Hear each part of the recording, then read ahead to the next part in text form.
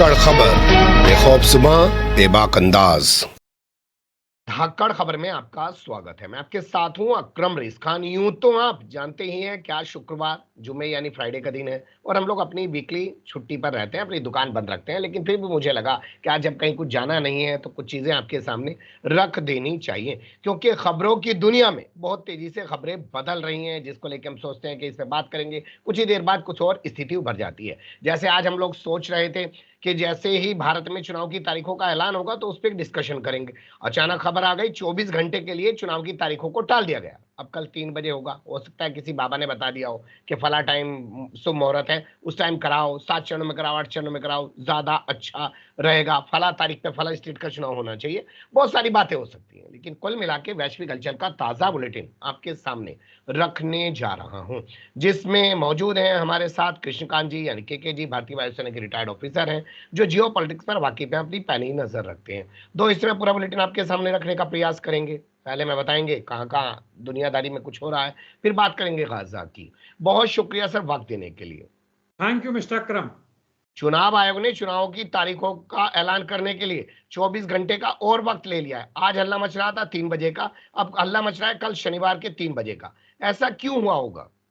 आपने पूरा एक कारण तो बता ही दिया कि पत्रा वगैरह देखा गया है। दूसरा कारण ये होगा कि शायद प्रधानमंत्री दौरे पे हैं, कुछ और अनाउंस करना है, कुछ चीजें ऐसी करनी है, क्योंकि एक बार जब आयोग अनाउंस कर देगा चुनाव के डेट तारीख तय कर देगा, उसके बाद से बहुत बंदिशें आ जाती। हालांकि जहां तक भाजपा की बात है, ये बंदिशें उन पे ज्यादा लागू नहीं होता है, विपक्षियों के लिए होता है, लेकिन फिर भी कुछ बड़ी चीजें होंगी।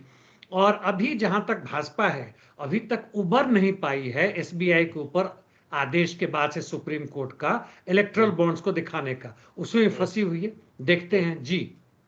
ये भी हो सकता है ना, क्योंकि आज 3:30 बजे बिहार मंत्रिमंडल का विस्तार हो रहा है, तो ऐसे में अगर आचार संहिता लागू हो जाएगी तो उस पर भी दिक्कत हो सकती थी, इसलिए टलवा दिया गया हो सकता है, इसकी पूरी संभावना है। बिहार है, हरियाणा है, और भी जगहों के चीजें हो रही हैं, बहुत हो। सारी बातें इसमें हैं। सब मिलाकर उन्होंने लगा होगा, उनकी एक जो थिंक टैंक है, उन्होंने यह किया हो कि भैया अभी रुक जाओ, 24 घंटे को और मोहलत दे दो। और कुछ इलेक्शन लोग कमीशन के, हाँ जी। कुछ लोग ये भी कह रहे हैं कि लोकसभा के साथ साथ जम्मू कश्मीर समेत कई विधानसभाओं के चुनाव भी कराए जा सकते हैं। क्या लग रहा है जम्मू कश्मीर में चुनाव कराएंगे ये लोग? संभावना बनती है। एक देश एक चुनाव, इस तरह की ये नारा देते हैं, लोगों को मूर्ख बनाते हैं। साउथ हम्म। इंडिया में से एक ही दिन में पूरे के पूरे चुनाव होने की बात है, लेकिन नॉर्थ इंडिया में कहें तो उसका भी 5-6 चरण में होगा। जम्मू कश्मीर में आम जनता की भागीदारी कितनी होगी कहना मुश्किल है। 5 से 10% हो। जम्मू थोड़ा सा अलग होगा, कश्मीर अलग होगा। यानी वहां प्रजातंत्र का जो भी था हमारे पास पहले, उसकी बहाली नहीं होने जा रही है, चुनाव होना हो। देखते हैं जी। बिल्कुल आप सही कह रहे हैं, इतना आसान नहीं है, और सितंबर 2024 तक वैसे सुप्रीम कोर्ट ने अल्टीमेटम दे रखा है चुनाव कराने का। खैर, प्रधानमंत्री का रुख कर लेते हैं, क्योंकि उनसे मिलने पहुंचे हैं भूटान के प्रधानमंत्री, और वो भी बताया जा रहा है कि प्रधानमंत्री बनने के बाद उन्होंने पहली विदेशी यात्रा जो की है वो भारत की है। क्या है पूरा घटनाक्रम सर? जहां तक भूटान की बात है, मैं एक लाइन ये बता दूं कि मैं हाशिम आरा यानी भूटान के बॉर्डर पे 1983-85 के बीच में पोस्टेड था, 1982 से शायद। और भूटान में काफी फ्लाइंग की है मैंने। इमट्राट, इंडियन मिलिट्री ट्रेनिंग टीम होता था वहां के, उस हम्म। समय के जो राजा थे उनको भी, और बाकी लोगों को। उसमें प्रधानमंत्री नहीं होते थे, चुनाव वगैरह नहीं था। हम्म। लेकिन बाद में बहुत सारी चीजें परिवर्तित हो गई हैं। अभी वहाँ के प्रधानमंत्री भी होते हैं, चुनाव भी होता है। वहाँ के राजा ने खुद यह सुविधाएं दी है कि जनता का भी रोल होना चाहिए प्रजातंत्र में। वह हम्म। बाहर से पढ़ के आए हुए हैं, तो इतनी बनती है। भूटान के प्रधानमंत्री जी भारत आए हुए। भारत से बहुत तरह की चीजों का समझौता होगा, जिसमें इंफ्रास्ट्रक्चर है, हाइड्रो इलेक्ट्रिसिटी डेवलप करने की बात है पूरे भूटान में, सुरक्षा की भी बातें होंगी। वैसे भूटान हाल फिलहाल में उतना ही बढ़िया संबंध रखता है चीन के साथ जितना हमसे है। पूरी की पूरी विदेश नीति उसके अंदर में अपने ले लिया है, जो भारत देखभाल करता था। रक्षा की जहां तक बात है, इम्ट्राट भी वहां से समझौता हट ही चुका है, और जो हम्म। हिस्सा में चीन घुस गया था, भूटान ने उसको दे दिया है। और फिर भी इसके बावजूद उनके आगमन का स्वागत होना चाहिए, ताकि हम्म। हमारा संबंध बढ़े। और हम्म। उन्होंने भारत के प्रधानमंत्री को ही बुलाया है, और अगले ही हफ्ते हमारे प्रधानमंत्री वहां जा रहे हैं। अब कौन सा नया बात होगा मुझे नहीं पता, कुछ हम्म। समय के बाद जाते, 5-6 महीने के बाद तो समझ में आता था जी। हम्म। लेकिन इसे उलट के अगर हम देखें, चाहे मालदीव हो, चाहे भूटान हो, नेपाल हो, ये आते हैं, पहले भारत से दोस्ती दिखाने की कोशिश करते हैं और फिर जाके चाइना की गोद में बैठ जाते हैं। तो क्या इन्हें पता है कि भारत के साथ खड़े होंगे तो चीन से ज्यादा महत्ता मिलेगी? इस तरह की ब्लैकमेल करने की बात की संभावना हो सकती है, लेकिन भूटान और मालदीव जैसे देश, नेपाल तो खैर बड़ा देश है, ये दोनों देश इतने छोटे हैं कि इनमें उतनी ताकत नहीं बनती है कि किसी तरह से ब्लैकमेल कर सके। फिर भी इनकी अपनी सुरक्षा के लिए, खासकर भूटान के लिए देखें, उसको सिक्किम हमेशा याद रहेगा। और सिक्किम के बाद से यदि भूटान पर नजर भारत की पड़ती है तो भूटान की मजबूरी है कि चीन के साथ भी एक बराबरी का दूरी बनाए और चीन की पूरी मदद ले, ताकि कहीं से कोई एक देश उसको हड़प ना जाए। जी। कल हम लोगों ने बात की थी टिकटॉक को लेकर कि अमेरिकी संसद उस पर रोक लगाने जा रही है। एक सदन से प्रस्ताव पास हो चुका है, दूसरे सदन में जाना है। इसी बीच एक इंटरव्यू सामने आ गया है। अमेरिका में जो चीन के राजदूत हैं उन्होंने कहा है कि हमारी टेक्नोलॉजी से अमेरिका डरे मत। अमेरिकी टेक्नोलॉजी से माफ कीजिएगा, अमेरिकी टेक्नोलॉजी में एक लाइन बता दूं, जो चीन के यूएनओ के जो एम्बेसडर उन्होंने कहा, उसमें एक चीज कहा कि अमेरिका और चीन में मुख्य अंतर, अमेरिकी टेक्नोलॉजी वहां की प्राइवेट कंपनीज बढ़ाती है, वहां का इस तरह से इंस्टीट्यूशनलाइज्ड इंस्टीट्यूशंस नहीं है जो उनको डेवलप करती हैं। जबकि चीन की जितने भी प्राइवेट कंपनी है, वो जो भी करती है वह चीनी सरकार को, यानी कम्युनिस्ट पार्टी ऑफ चाइना को बताना पड़ता है। इसका मतलब पूरा का पूरा कंट्रोल ही नहीं, सहयोग भी होता है और इस तरह से डेवलप्ड होता है। नंबर 2, जहां तक चीन की बात है, उन्होंने स्वतंत्रता के बाद से 1949 के बाद से बहुत सारे प्लान किए। माओ त्से-तुंग के पास और प्लान किए, जिसमें उनकी आर्मी, स्पेशली नेवी, जिसको पूरे विश्व में फैलाना था, जिसका असर आज हमें दिख रहा है। उनका पूंजी, जिसकी चर्चा हम लोग बार बार करते रहते हैं, space technology, cyber technology specially, और अब हाल फिलहाल में आर्टिफिशियल इंटेलिजेंस, एआई जिसकी बात करें। टिकटॉक उसका बहुत एक छोटा सा हिस्सा है, हालांकि उसमें लाखों नहीं करोड़ों का बिजनेस है। लेकिन आर्टिफिशियल इंटेलिजेंस ऐसा है, अगली बात जो चीनी राजदूत कहते हैं वह है कि आगे आने वाले समयों में जो युद्ध होगा, उसमें artificial intelligence and intelligent weapons, intelligent weapons हुआ, जैसे हमारे पास एक पहले नोकिया का फोन होता था 3,000 रुपए का, अब स्मार्टफोन आ गया। तो smart weapons, smart bombs, smart missiles जो मैन्यूवर कर सके और टारगेट को देख के कि टारगेट मूव कर रहा है उसके हिसाब से मैन्यूवर करे, यानी उसका इंसान का दिमाग लेके उसका, ये एआई आगे आने वाले समय में तय करेगा। और इसमें चीन अमेरिका से आगे निकल चुका है, या मुझे लगता है चीन की भी वो बातें कहते हैं और अमेरिका को इसका डर हो रहा है। इसीलिए डोनाल्ड ट्रंप से लेके आज तक वो लोग टिकटॉक को रोक के कोई मतलब नहीं है। जैसे यहां पर चीनी उसको सामान को नहीं आने देना है तो फुल झड़ी पर रोक लगा दे रहे हैं और हम बड़ी खुश हो रहे हैं, पटाखे रोक दिए और बाकी सारे चीन के सामान आ रहे हैं। तो चीन का जी, आगे वो ये भी कह रहे हैं कि 2023 में हमारे कारोबारी रिश्ते बेहतर हुए अमेरिका से, लेकिन उसके बाद फिर ठंडे बस्ते में पड़ गए हैं। वो ऐसा क्यों कह रहे हैं? इस सब के बावजूद जितना भी जो पिछले 8 या 12 वर्षों से जो हो रहा है, जिस तरह से अमेरिकी सरकार कोशिश कर रही है कि चीन को दबाया जाए, उनके आर्टिफिशियल इंटेलिजेंस और बाकी सर्विसेज जो अमेरिका में आ रही है उसको रोका जाए, इसके बावजूद इनके प्रोडक्ट्स इससे रिलेटेड अमेरिका में आ रहे हैं, नंबर 1। नंबर 2, जब चीन के राष्ट्रपति वहां गए, अमेरिकी राष्ट्रपति, जिस पर हमने चर्चा की थी, और 2023 में करीब 6 महीना पहले सितंबर में आई थिंक जब बातचीत हुई थी, तो उसको पूरी तरह से ठंडे बस्ते में फिर भी नहीं डाला गया। उस पर बातचीत चल रही, क्योंकि अमेरिका को लग रहा है, या साफ साफ अमेरिका के कई लेबोरेटरी जैसे यूक्रेन में थे वैसे चीन में भी है। वुहान में इनका इस पे भी चल रहा था, वायरस पे भी चल रहा था, जहां की एक संदेह यह भी है कि जो वायरस पूरे वर्ल्ड ओवर फैला वह शायद वुहान से ही निकला हो, वो चीन का नहीं है, अमेरिकी लैब लेबोरेटरी दोनों की मिली जुली जुगत है। मैं मतलब कह रहे हैं, जी जी, पर्दे के पीछे कुछ भी हो सकता है। हाँ, तो इसलिए अमेरिका चीन से पूरी तरह कटना नहीं चाह रहा है, खासकर तब जब वो रशिया से लड़ रहा है। और इस पर आर्टिफिशियल इंटेलिजेंस उसे पता है कि चीन से जो आधार मिल रहा है, जो उनका मदद मिल रहा है, जो साथ मिलने की बात है, उसको वह छोड़ना नहीं चाहता है। जी, ठीक है। अब ये अमेरिका की तरफ से एक बयानबाजी की जा रही है कि जो पाकिस्तान में चुनाव हुए हैं वो उनकी जांच करेगा। सवाल पैदा होता है, भाई तुम कौन हो?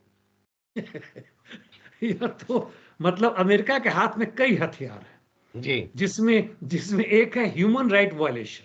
अच्छा। ह्यूमन राइट वायलेशन यानी मानवाधिकार का उल्लंघन हम्म। जितना अमेरिका ने किया है पूरे विश्व भर में उतना किसी ने नहीं किया है। उसने हम्म। हिटलर और मुसोलिनी को भी पीछे छोड़ दिया है। आज हम्म। गाजा में जो नरसंहार हो रहा है उसके पीछे अमेरिका का कम से कम 50% हाथ है और उसके सारे हथियार हैं। और हम्म। उसी आधार पर अमेरिका दूसरे देशों में हंगामा करता है कि तुमने ह्यूमन राइट वायलेशन किया है। अपनी हम्म। अमेरिकी जनता को तो ठग ही रहा है, पूरे विश्व को ठग रहा है। हम्म। पाकिस्तान में जहां चुनाव हुआ, इसके पहले ये भी एक लाइन बताऊं कि अफगानिस्तान में तालिबान से आने के पहले जो चुनाव हुआ था उसमें जी। पूर्ण रूप से धांधली हुई थी। हम्म। और वहां का जो जीता हुआ था उसको बेचारा भाग के तजिकिस्तान या उज्बेकिस्तान कहीं भागा। खैर पूरे हम्म। डिटेल में ना जाए। पाकिस्तान में यही हुआ, पाकिस्तान के इलेक्शन कमीशन के काफी हाई अथॉरिटी जो थे जी। उनको जी उन्होंने रिजिग्नेशन दिया और साथ साथ यह भी कहा कि इसमें धांधली हुई है। जी। उसमें 6-8 को जो हार रहे थे उनको भी जिता दिया है।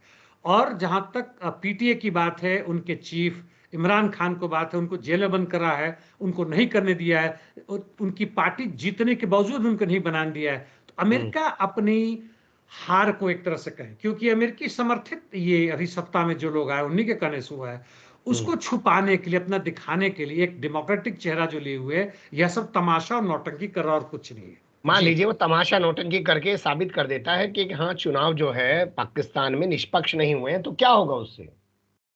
उससे कुछ नहीं होगा। जिस तरह अफगानिस्तान में कहा उसने कि बहुत लेट हो चुका है, यहां भी हम्म। कहेगा लेट हुआ है और धमकी हम्म। देगा कि भाई अगली बार से चुनाव होगा तो उसमें बदमाशी मत करना। और ओफो, क्या। चलिए खैर, इसी तरह की एक व्याख्या हुई है ब्रिटेन में यहूदी विरोध को लेकर, क्योंकि अब दुनिया में जब से 7 अक्टूबर हुआ है और गाजा में जिस तरीके से कत्लेआम मचा रखा है इसराइल ने और अमेरिका उसके पीछे खड़ा है, उससे एक माहौल बनाने की कोशिश की जा रही है कि पूरी दुनिया में यहूदी विरोध बढ़ रहा है। लेकिन मुस्लिम कम्युनिटी वहां के कम्युनिटी मिनिस्टर का ही विरोध कर रही है उसकी बयानबाजी को लेकर। क्या पूरा मामला है सर?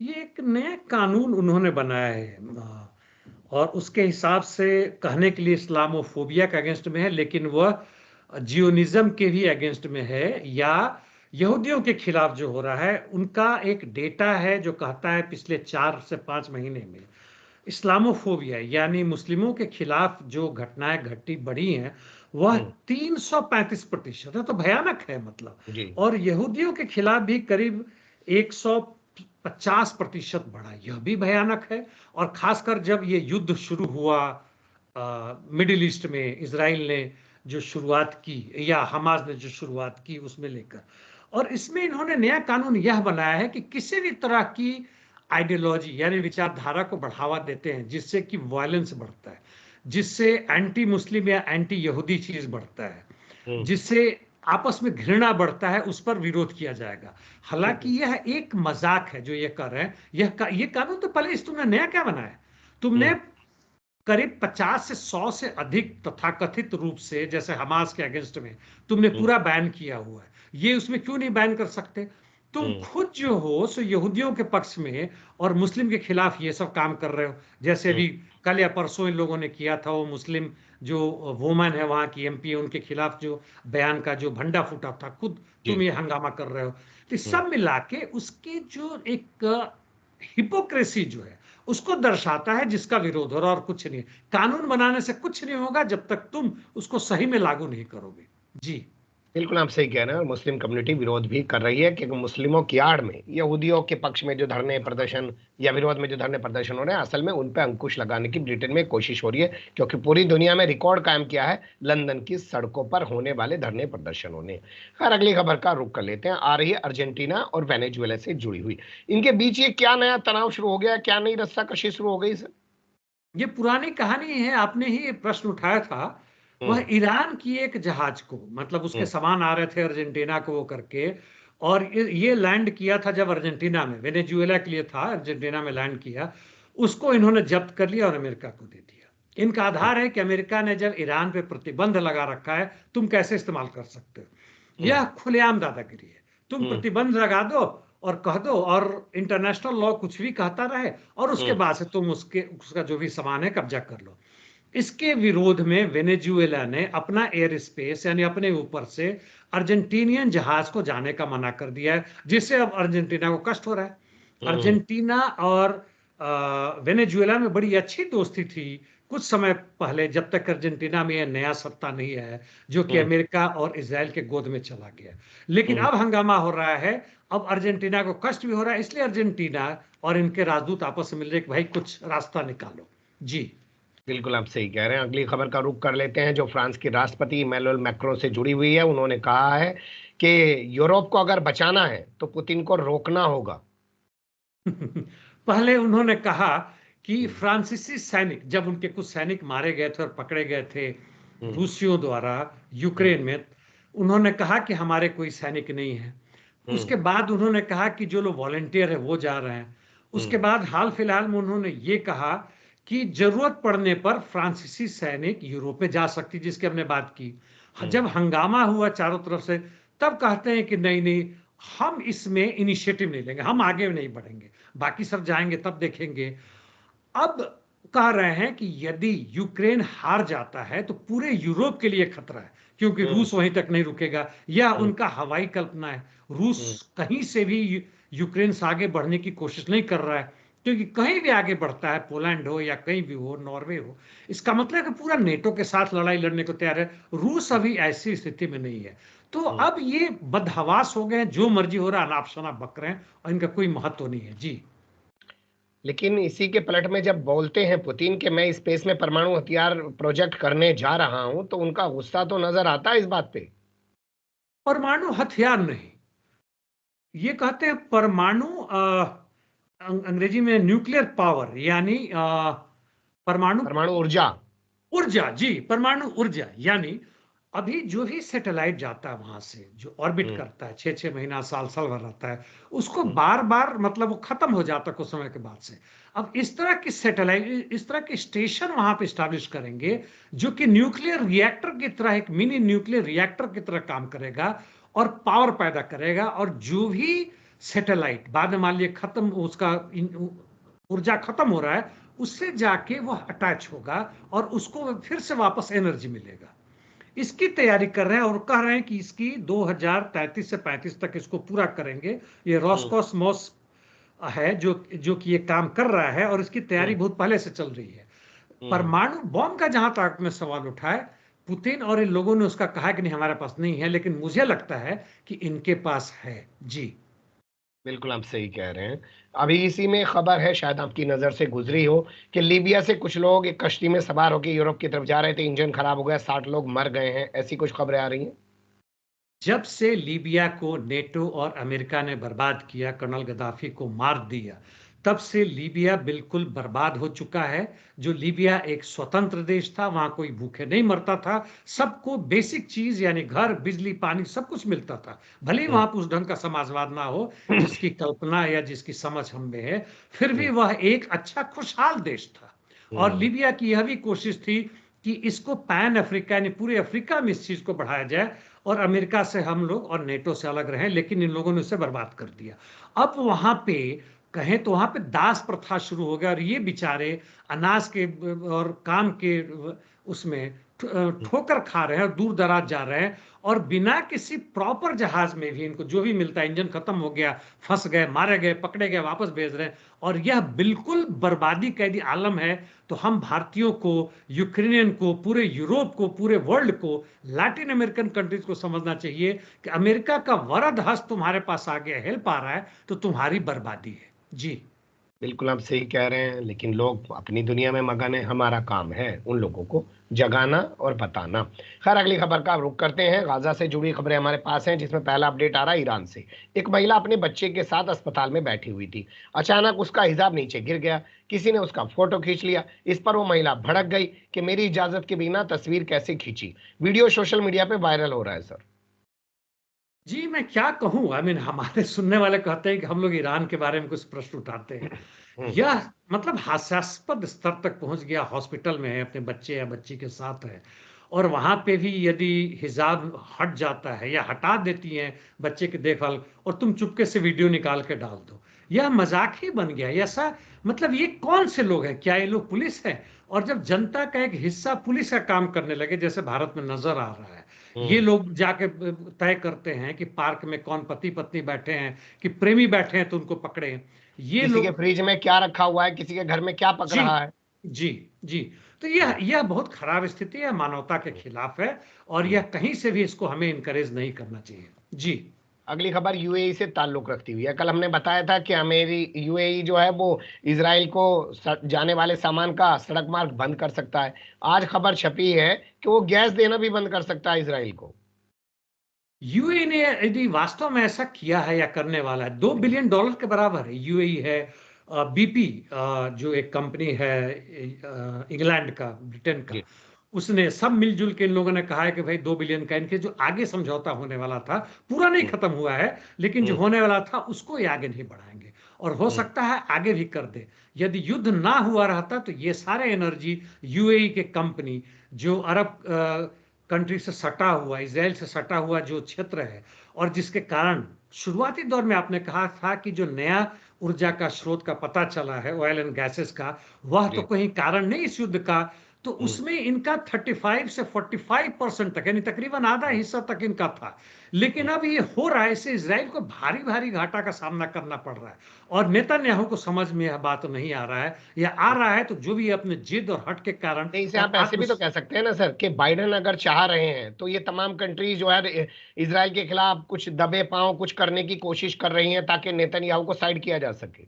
बिल्कुल, इसकी बात मैंने कल ही कही थी कि पूरे मिडिल ईस्ट की यदि आम जनता और वहां के सत्ताधारी वर्ग यदि समझे इस बात को, और जितनी ताकत बनती, जितना हिम्मत दिखा सकती है, उस तरह से भी एकजुट होते हैं, तो ना ही केवल इजराइल का जियोनिज्म कमजोर पड़ेगा, बल्कि अमेरिकी दादागिरी भी घटेगी और इनकी स्वतंत्रता भी बढ़ेगी। जी। ठीक है, अगली खबर का रुख करते हैं। अमेरिकी सीनेट से आ रही है। वहां के एक सीनेटर हैं जिनका नाम छपा है, चक शूमर। उन्होंने सीधे कहा है कि नेतन्याहू शांति में बाधा बन गया है, उसको हटाना बेहद जरूरी है। यह अच्छी बात है, यह बहुत अच्छी बात है। हम्म, और जिस लेफ्टिस्ट इजरायली विपक्षी दल के जिसकी हम बात करते थे कि वह हम्म, विरोध कर रहे हैं, हम्म। नाम मैं भूल रहा हूं उनका। कैसे कैसे? जी, जी। हम्म, उन्होंने भी एक किया है कि हम्म, इजराइल अपने सबसे महत्वपूर्ण जो हमारे समर्थक थे उन सबको खो रह के करके, और केवल इसलिए कि नेतन्याहू अपनी जिद के कारण और अपनी इज्जत बचाने के लिए वह जो कार्रवाई कर रहे हैं वो बिल्कुल गलत है, और उसको बंद करने के नहीं आ रहे हैं। और जहां तक ये हैं, ये सीनियर लीडर हैं सीनेट के, मतलब सीनियर मोस्ट हैं, और वहां हम्म, के अन्य लोगों ने भी कहा है, और उन्होंने साफ साफ यह भी कहा है कि इस तरह से करते रहेंगे तो हमें इजराइल को बिल्कुल डंप करना चाहिए। हालांकि इसका बड़ा ही विरोध किया है नेतन्याहू ने खुद और बाकी लोगों ने, कि हमारे यहाँ डेमोक्रेसी है, मैं चुनाव जीत के आया हूं, अमेरिका कौन होता है हमारे अंदर हस्तक्षेप करने का। और साथ साथ ये भी कहते हैं कि अमेरिकी जनता हमें मदद कर रही है। तो भाई, जब अमेरिकी जनता की तुम बात कर रहे हो, तो वह तुम्हारी जनता की बात क्यों नहीं करेगा?